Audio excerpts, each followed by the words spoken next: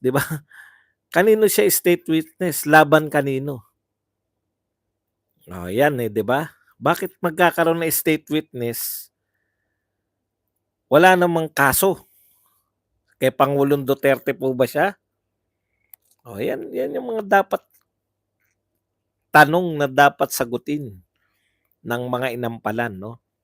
Kaya pag-uusapan po natin 'yan at siyempre yung iba pa po nating pananaw, yung marami yung katanungan, maaari natin sagutin. Yan po ang ating pag-usapan pero bago yan, kung bago ka pa lang dito sa ating channel, mag-subscribe ka na. Dahil ito lang ang tanging channel na may kinikilingan, may pinapanigan, una sa balita, huli sa impormasyon, kaya ano pang hinihintay nyo? Pindot na, okay. Pag-usapan natin, no? Ah, napakinggan ko po yung panayam ni Sal Panelo, Attorney Sal Panelo kay Karen Davila, no? Sabi ni Attorney Sal Panelo, yun na nga, no, yung pinag-usapan na natin 'to, na matapos ninyong hamunin ng hamunin si Pangulong Duterte nung pinagbigyan kayo, bigla niyo namang ika-cancel, 'no? Ah, wala pong abiso, taliwas po sa gusto nilang sabihin, taliwas po sa gustong palabasin ng Quadcom. Hindi po nila naabisuhan si Pangulong Duterte, 'no? Yung sinasabi ayon kay Karen Davila na nagbigay ng email, alam niyo sa totoo lang, ako po hindi pa po ako presidente, hindi pa po ako kasing sikat ni ni Duterte. Sino po ba nagbubukas ng email? Sabi nga ni Attorney Panelo, kasi kung kailan narito na si Pangulong Duterte tsaka niyo sasabihin na cancel. Sabi nga ni Panelo, kung talagang gusto niyong ipaalam kay Pangulong Duterte na cancel, bakit hindi kayo tumawag? Ang dami namang puwedeng matatawagan. Tapos isa pa, oh, minessage niya o nakalimutan ko kung minessage o tinext ni Attorney Panelo si Barbers mismo, si Barbers, para itanong po kung, eh, pinapakumpirma niya kung tuloy ba yung Quadcom, hindi naman daw sumasagot. Alam niyo, mas lalo niyo pong dinidiin yung sarili ninyo. Tingin niyo po ba mapapaikot niyo yung mga tao at hindi kikibo yung kampo ni Duterte, ni Pangulong Duterte? Katulad niyan, napahiya na naman kayo, 'no? Buong akala talaga namin nagbigay talaga kayo ng abiso na hindi matutuloy, yung pala through email lang daw. Through email, hindi po sapat yun dahil hindi naman 'di ba? Hindi naman po, ito sa totoo lang, email po, ang mahirap pong magbukas ng email. Hindi po tayo gano'n na okey sana kung Koreo 'yan 'no, may tatak. O tapos tatanggapin ng kasi return to mail, 'di ba? Yung dati po yung Koreo pa, yung snail mail, 'pag hindi mo natanggap, walang tumanggap, return to ano, 'di ba, sender, return to sender. O alam mong hindi natanggap, eto po, email, through email tapos pinagpalagay ninyo na nabasa na ni Pangulong Duterte. Oh, magtapatan tayo.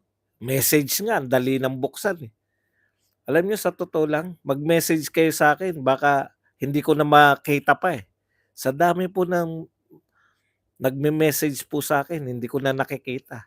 Ikalawa, email pa kaya? Email pa po sa ine-expect niyo, ini-email niyo lang, ine-expect niyo na na nalaman. Oh, kaya ngayon, nakikita niyo po kung sino po yung totoong nagsasabi ng totoo na kung kailan daw kinancel. Ito kasi yung dialogue nila, kung kailan kinancel tsaka naghamon na tuloy na. Hindi ko po makuha yung ano, yung logic, 'no? Hindi ko po makuha yung logic ng mga tao na 'to na sinasabi nila na, ah, uunahin muna lahat ng mga testigo, yung mga biktima di umano ng mga nabiktima daw o pamilya na nabiktima or kung sino yung may script. Nagkamali, 'di ba? Nagkamali lang naman, kayo naman. Slip of the tongue. Alam niyo po, meron nama puwede nating tanggapin 'yan na slip of the tongue 'yan, eh, 'no? Pero bakit po nagkakaroon ng slip of the tongue? Parang ano po 'yan, eh, parang katwiran po 'yan ng mister na nalasing, 'no? Tapos habang, yakap-yakap niya yung kanyang misis at hinahalik-halikan, ay may ibang pangalan ng babae na nabanggit, 'no? Yan pong mga salitang ganyan na malayo naman po, malabo pong maging slip of the tongue yan. Yan po lagi niyong conscious kayo diyan o unconscious pala dahil lagi ninyong pinag-uusapan. Kaya po nababanggit niyo yung script, yung salitang script. Dahil lagi po yan, kung hindi niyo po yan bukang-bibig o laging pinag-uusapan, 'no, plano talaga. May script, script, script, script. Okey, pero regardless, tapon po natin yan lahat. Palagay na natin na gusto talaga nila yan. Kalimutan na natin na nasabi yung script. Parang si ano rin 'no, si Kimbo rin, kalimutan na rin natin na nasabi yung stick to the plan. Okey, pero eto ang tanong, eh, sino po ba talaga ang nag-imbita kay Pangulong Duterte para umattend diyan sa Quadcom? Inimbitahan po ba ni Pangulong Duterte yung sarili niya? 'Di ba, nananahimik yung mama. Eto, nauna pa po sila mag-imbita kaysa sa Senado. Nauna lang pagbigyan ni Pangulong Duterte, yung Senado. Bakit po nauna? Ang tingin ko, sa tingin ni Pangulong Duterte, mas patas yung Senado kaysa sa kanila. At hindi po yan simpleng tingin lang. Yan po ang nakalagay sa sulat nung ayaw niyang umattend. 'Di po ba? Okay. Linaw po natin, may sinasabi din sila diyan, eh, 'no? Eh, sumulat na nga na ayaw umattend, eh. Ngayon nung kinancel namin, tsaka gustong umattend. Ano ba 'yan? Oh, 'di ba may mga gano'n pa sila parang binabalik pa nila, eh. Hindi niyo nga inabisuhan, eh. Papaano niyo sasabihin na kinancel niyo, hindi nga naabisuhan? Ngayon sasabihin niyo naabisuhan, 'di ba? Kung kailan namin kinancel, eto yung dialogue nila, eh. Kung kailan namin kinancel, tsaka naman siya nagsabi na gusto niyang umattend. Talagang, parang parang, pinalalabas nila na manlilin lang 'to si Duterte, 'no? Kinancel namin tsaka gusto. Ang tanong ko po,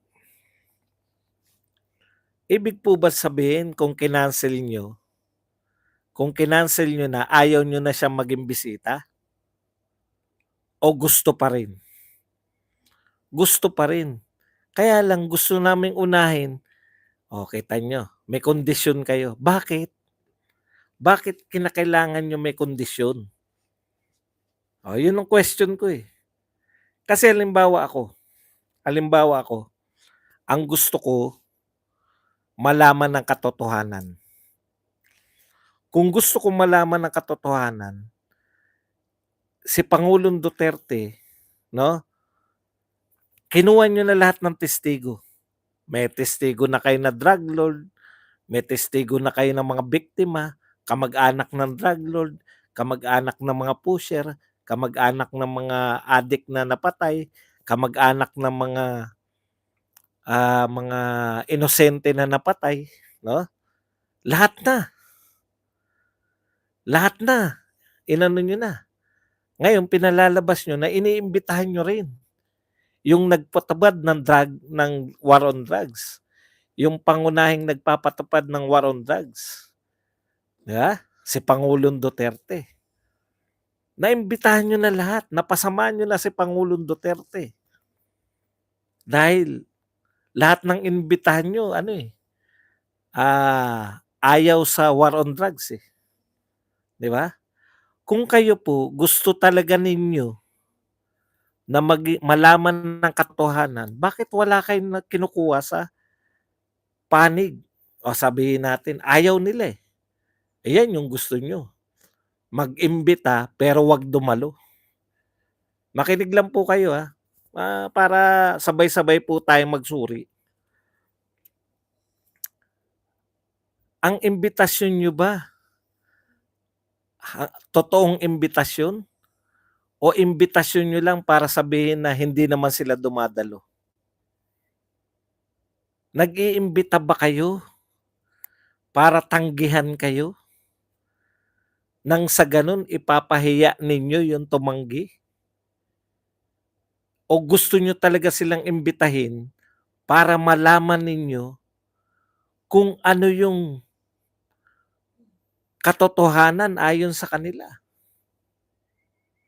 Kasi kung ang purpose po ninyo ng pag-imbita kay Tatay Digong ay walang script, kung wala talaga kayong gustong script, total nababanggit nyo unconsciously yung salitang script, kung talagang wala kayong sinusundang script, lahat na ng anti-war, pati si Dilima, pati si kung sinong mga tao, lahat anti-war on drugs ng imbitado ninyo. Lahat na nagsalita na. Lahat na ng kasamaan ni Duterte nasabi na. Hindi po ba maganda naman na marinig ninyo? Kaya akala namin, kaya ninyo gustong imbitahan si Pangulong Duterte para malaman naman ninyo yung kabilang panig. Hindi po to usapin ng pagkaduwag no? Makinig lang po kayo ng konti lang po, mga 1 minutes lang. Hindi po ba, kung wala kayong sinusundang script, ayaw nyo lang pasamahin si Pangulong Duterte at gusto talaga ninyo ng katotohanan, curious kayo, no? Wala po munang mga naduwag na duwag. Totally lang po tayo. Natural na tao lang. Hindi po ba, kung kayo po, gusto ninyong malaman yung other side, kaya nyo siya iniimbitahan? Kasi akala ko ganun yung purpose nyo At hirap na hirap kayo, sabi nyo. Ang hirap naman sa kanila, imbita kami ng imbita, ayaw naman dumalo. Kaya, tama yung sinasabi nyo. Kaya ang lumalabas lang, isang panig lang. Gusto nyong palabasin na patas kayo, di ba? Patas kayo kanyo Kaya nyo sila iniimbitahan Ngayon, tumanggi. Ano ang initial reaction nyo nung sumulat si Pangulong Duterte ng pagtanggi? Etong mga reaksyon nyo. Dala-dala ni Paduano. Hawak-hawak ni Paduano yung sulat. Nagbabasusan na tayo dito? O duwag lang? Hindi man ngayon ganun ang pagkakasabi, pero yun po yung essence nun, no? Nagbabastusan ba? Bakit sumulat na ganyan? Kala ko ba, after ng November 1, ate na. Di ba? Nababastusan na siya. O naduduwag si Pangulong Duterte. Sinundan ng 2 young guns. Hindi po simpleng takot to Hindi po sila natatakot. Pakinggan nyo lang po yung point ko, no? Kasi yan na sinasabi ng lahat ng vlogger. Makinig lang po kayo, konting-konti lang po. Pagtiyagaan nyo lang po muna ako. Eto sinabi ng mga young guns, di ba? Akala ko ba sisipain niya, papaano niya masisipa kami, eh, hindi naman siya pumupunta dito. Ano po ibig sabihin nun? Ang tingin ko po, by all means, ipinapahiya ninyo yung tao, hinahamon ninyo yung pagkalalaki para mapilitan siyang umattend, 'di ba? Gano'n 'yun, eh. Ako ginawa ko 'yan, eh. Nung hindi pa ako gaano sikat na vlogger, lahat ng means ginawa ko, hinamon ko yung sikat na vlogger, sa boxing pa lang ako no'n, eh. Hinamon ko para magdebate kami. Kasi once na makipagdebate siya sa'kin, kahit wala pa nakakakilala sa'kin, 'yun yung isip ko, totoo 'yun, naghahamon talaga ako. Once na pumatol 'to, yari ito sa'kin, kako, sisikat ako, 'di ba gano'n? Akala ko gano'n po yung mga hamon nila. Ay naglolokohan pala 'no, naglolokohan pala. Akala ko po gano'n yung hamon nila. Ipapahiya nila si Tatay Digong para umattend. Hindi po pala. Ipinapahiya po pala nila for the sake na mapahiya. For the sake na mapahiya. Ngayon nung pinatulan sila, bakit bigla kayong magdadahilan na postpone dahil sa ganitong kadahilanan? Hindi po katanggap-tanggap na uunahin niyo pa. Bakit po uunahin pa? Available na nga 'to, eh. Lahat po ng testigo niyo sa kabila, ang dami na po, 'no, ang dami na po niyong testigo na galit sa war on drugs. Panay galit nga sa war on drugs ang testigo niyo, eh. In fact, lahat ng testigo niyo so far, panay anti-war on drugs. Hindi ba mahirap mahirap sila imbitahin, 'di ba, lalo na si Tatay Digong. Yan po bang mga biktima ng war on drugs mahirap ding imbitahin? Madali lang po silang imbitahin kasi nga biktima sila, eh. Gusto nila maipahayag yung kanilang saloobin, 'no? Kaya namimili kayo ng may script may ng mga testigo, 'di ba? Okay. Ngayon, kung ang purpose po ninyo ay makita naman yung kabila at hirap na hirap lang kayong paatinin sila, eto na po si Tatay Digong. Nagsasabi na po nagsasabi na po na a-attend na siya. Hindi ba dapat nagdidiwang kayo? Bakit? Kasi finally malalaman na namin, eh, yung kabilang panig bakit naglunsad ng war on drugs. Mula mismo sa mastermind ng war on drugs. Makakausap na namin siya. Mabubuksan na sa'tin kung ano yung totoo. Ano yung purpose niya na paglulunsad ng war on drugs. Kasi panay kasamaan yung naririnig namin, eh. Eh, bakit kayo biglang nag-postpone? Pagkakataon niyo nang marinig yung ibang panig. Dahil hindi umaayon sa inyong ano, narrative. Ano yung purpose niyo? Magalit si Pangulong Duterte at wag nang umattend habang buhay? Para continuous niyo sasabihin, wala tayong magagawa. Ilang beses namin inimbitahan, hindi naman umattend. Wala tayong magagawa diyan. Meron kayong magagawa. Kung ang purpose po ninyo ay malaman ng katotohanan ang magkakabilang panig, ang iba't ibang panig ng war on drugs, nalaman niyo na yung mga anti-war on drugs, kung kayo po ay patas, sabik kayo dapat na malaman. Ngayon yung umuo na. Sige, kung may lakad tayong iba, cancel muna yan. Unahin natin 'to. For the first time, maririnig natin yung isang panig. Yun po ba purpose niyo? Marinig yung isang panig? O ang purpose niyo ay marinig lang ng tao yung isang panig lang? 'Di ba? Ayun yun, eh. Ngayon, isa pang factor diyan na nakikita ko, bakit nagbago sila. Bakit before ng Senate, yung Senate investigation, ang tatapang nila mag-imbita, 'di ba? Iniimbitahan namin si Pangulong Duterte. Bakit nung nakita nila, ano yung sabi ni Lacson, in-invade ni Pangulong Duterte mag-isa. In-invade niya mag-isa yung Senado. Bakit kinakailangan nyo ngayong magbago ng script? Bakit ayaw nyo nang isalang si Pangulong Duterte ng biglaan? Kasi una, alam ninyo na hindi nyo magagawa kay Pangulong Duterte yung ginagawa ninyo sa iba. Sinisigawan, pinatatahimik, sasabihan na yes or no. Ikalawa, kasi alam ninyo na si Pangulong Duterte pag nagsalita at binalatuba nyo, yari kayo sa mamamayan Pilipino.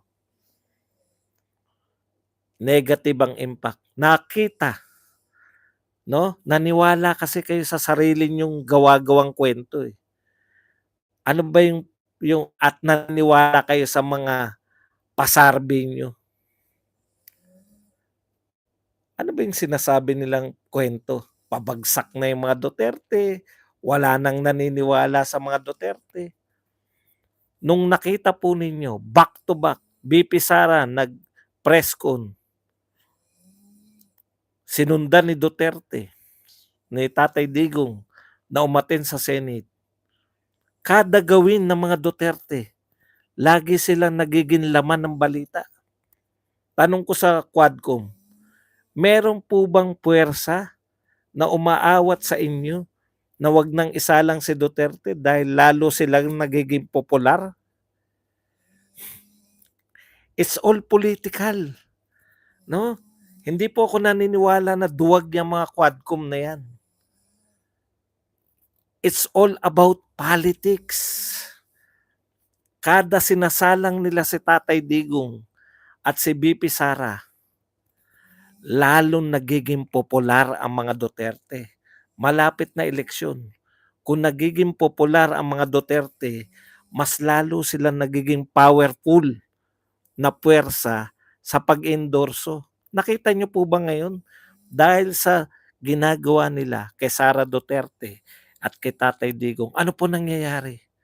Miski yung mga hindi kilala, miski yung mga first timer na si Hinlo, si ah, si attorney lagi ko Lambino, no? Nagiging katanggap-tanggap na iboboto na namin. Miski yung mga in-endorse po namin na hindi PDP. Siyempre sigurado na si Bato, sigurado na si Bongo.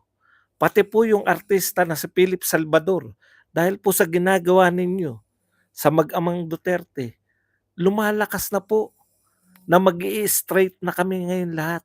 Straight PDP. Kasama po si Attorney Bundok. At syempre po yung mga endorse. Si Vic Rodriguez, si Chavit Singson, at si Pastor Apollo Quebuloy. At ang number 1 na senador namin, no, na si Senator Marcoleta. Lalong lumalakas eh. Lalo pong lumalakas yung mga endorse ni Pangulong Duterte, yung mga kapartido niya dahil sa ginagawa nila. It's all about politics. Hindi po sila, ayaw po sa hindi po dahil ayaw na nilang isalang. Kaya lang kada isasalang nila, lalo silang lumalakas yung mga Duterte. Ano po bang mangyayari sa tingin nyo? Pag tinanong nila si Tatay Digong, matutulad sila lahat kay Risa Hontiveros. Paano nila sasabihin, binara na nga si Hontiveros eh. Siguro magse-seminar muna tong mga Quadcom na to. Ano yung ibig sabihin? Baka hindi nyo pa po alam nyo ibig sabihin ng guilt is personal. Baka sumagot din si Dan Fernandez, yes, it is very personal. katulad ng ginawa ni Risa Hontiveros. Mas lalo pong magmumukha kayong mga, alam niyo yung ibig sabihin, magmumukha po kayo lalo na mga inutil. Pag natapat kayo kay Pangulong Duterte sa diskusyonan. Alam niyo, hindi lang po yan simpleng ano.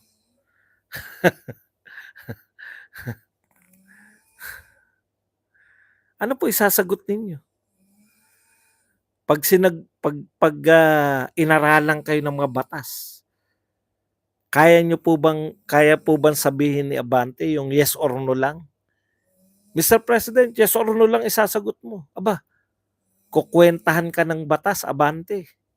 Yung mga ginagawa ninyo, nasasabihin ninyo yung resource person nyo na hindi ako naniniwala sa sinasabi mo, nagsisinungaling ka.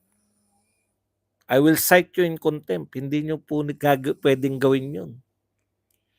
Kaya nag-awat po sila. Ayaw po nilang isalang muna. Bakit? Baka isa-seminar muna nila yung mga Quadcom members. Mapapahiya po kayo kay Tatay Digong. Pwede nyo ba sabihin sa kanya na yes or no lang isasagot?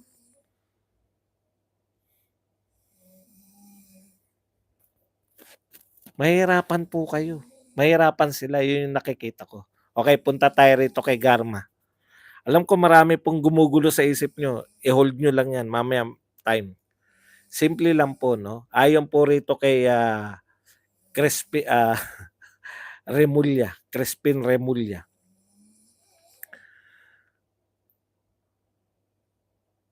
Ito po si Garma ay na-detain, no, sa Amerika dahil kinansela na US yung kanyang visa. Okay, so hindi raw siya inaresto. Kasi yun yung tanong ko kung inaresto yan, ano kaso? Diba? So nasagot na natin yun. Hindi siya inaresto, dinetain siya. Bakit siya dinetain? Kasi kinansela, dati siyang may US visa, kinansela. Kansilado yung kanyang US visa. So, ide-deport lang siya sa Pilipinas. Ngayon, ito po ang tanong. Hindi po ba nasa pangangalaga yan ng House of Representatives? Hindi po ba nagre-request yung Senado, no, kay Garma na paatinin si Garma? Bakit po nakalabas sa Pilipinas si Garma? Yun yung una kong tanong. Hindi po ba kaya namin po yan na kilala? Kaya po yan umiyak. Hindi naman po dahil sa una niyang sinabi na yung pera-pera Ang ginawa niyo kay Garma, kinontempt niyo yan, di ba? Dahil ang idinidiin niyo sa kanya yung kasalanan na may kinalaman siya sa namatay na PCSO. Kung hindi ako nagkakamali, may kinalaman di umano si Garma sa pagkakapatay doon sa isang PCSO board member o kung official nung siya ay PCSO. Di ba? Diyan nyo ginipit si Garma O ngayon, kumusta na po ba yun? Hindi na po ba siya person of interest? Ikalawa, may binabanggit po na may binabanggit po rito si Jesus Crispin Beltran. Ang sabi po, Crispin Remulla. Ang sabi po ni, ewan ko po sila abogado, ako hindi. Pero magtatanong lang po ako. The former Rodrigo Duterte appointee, official turned national sweepstakes chief is an important witness to the House of Representatives Quad Committee. Witness po ba siya o resource person? Kasi kung witness po siya, bakit po siya witness? Nagko-conduct po ba sila ng investigation? Ng criminal investigation? Bakit po may witness? Bakit hindi po resource person? Yun po, eh, nakakalito na talaga, eh. Ano ba talaga yung Quadcom? Pulis po ba siya na nag-iimbestiga? Kaya may mga tinatawag na witness? Hindi ko po alam, eh. 'Di ba? Okay, may kaso na po ba si Pangulong Duterte at balak niyong gawing star witness si Garma? Anong witness siya sa reward ni PRRD? Ano ibig niyong sabihin? Yun na nga, eh. Bakit magkakaroon ng witness? Bakit sila nag-iimbestiga in the first place ng tungkol diyan? Pulis na ba sila? NBI ba sila? Etcetera. 'Di ba yan yung kino-question ni Marcoleta? Ang kino-question ni Marcoleta sa kanila, yun yung baka pumasok sa isip nila, eh. Kasi si Marcoleta kino-question na sila, si Pangulong Duterte pa ba hindi ko-question sa kanila? Kino-question na nga sila ni Marcoleta na ang trabaho niyo tagagawa ng batas. Si Marcoleta 'to, hindi 'to si Badong, ano namang alam ko diyan. Ine-echo ko lang yung sinasabi ni Marcoleta.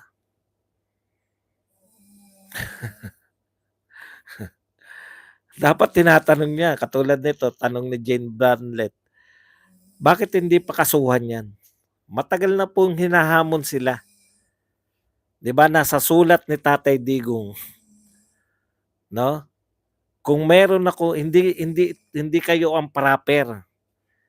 Alam niyo dun sa sulat ni Tatay Digong, yari sila dun, eh. Dun pa lang hindi na nila kayang sagutin yun, eh. Hindi naman sila korte. Kung inaakusahan nila si Tatay Digong na merong kasalanan, magsampa na sila ng kaso sa DOJ.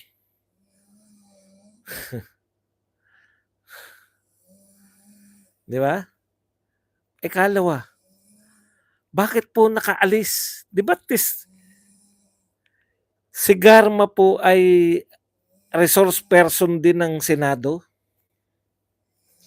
'Di ba nire-request po sila ng Senado na umattend?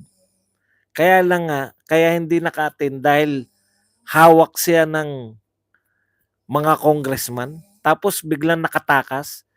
Tanong po, sa gobyerno kay Beltran 'to, kay Remulla, hawak niyo po yung immigration, hawak niyo po yung NBI.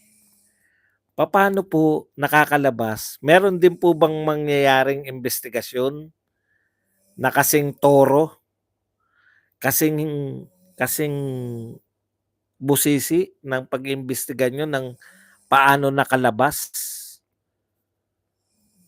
si, Alice Go? Paano nakalabas sa Pilipinas? Maririnig din ba namin 'yan sa Quadcom? Paano nakarating ng US at nadetine si Garma? O parang Alice Go, pero eto, iba 'tong kaso nito. Iimbestigahan ba nila 'yan? Yung pag-alis?